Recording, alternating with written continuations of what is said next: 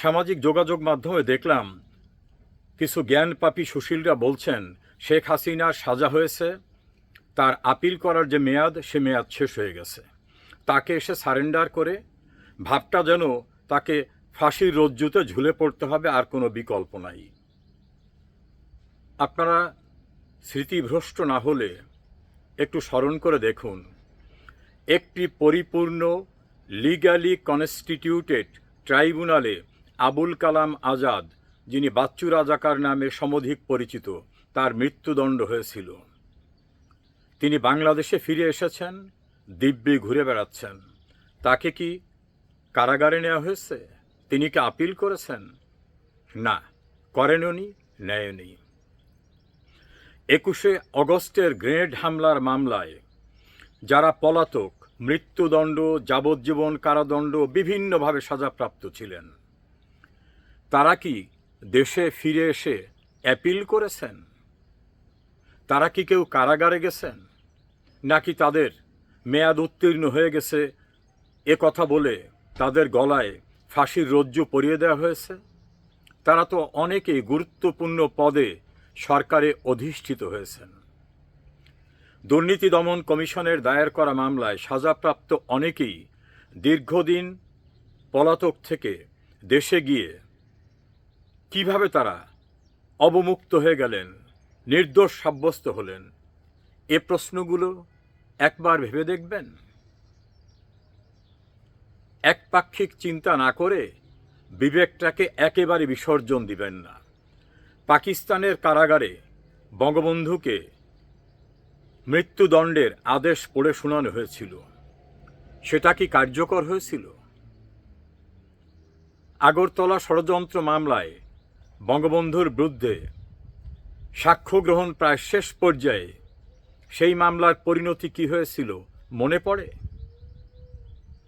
2007 সালের সেনা সমর্থিত 111 সরকার সাবেক প্রধানমন্ত্রী শেখ হাসিনা, সাবেক প্রধানমন্ত্রী বেগম খালেদা জিয়া সহ অন্যান্যদের বিরুদ্ধে যে বিচার প্রক্রিয়া শুরু করে সাক্ষ্য গ্রহণ প্রায় শেষ করেছিলেন, সেই মামলার পরিণতি কি হয়েছিল সেগুলি কি আপনাদের মনে পড়ে?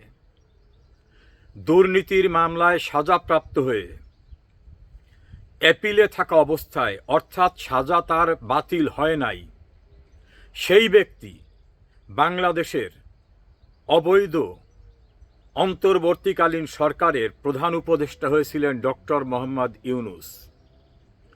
সেই মামলার সাজার পরিণতি কি হয়েছে এগুলো কি মনে আছে? এরকম অসংখ্য উদাহরণ আছে।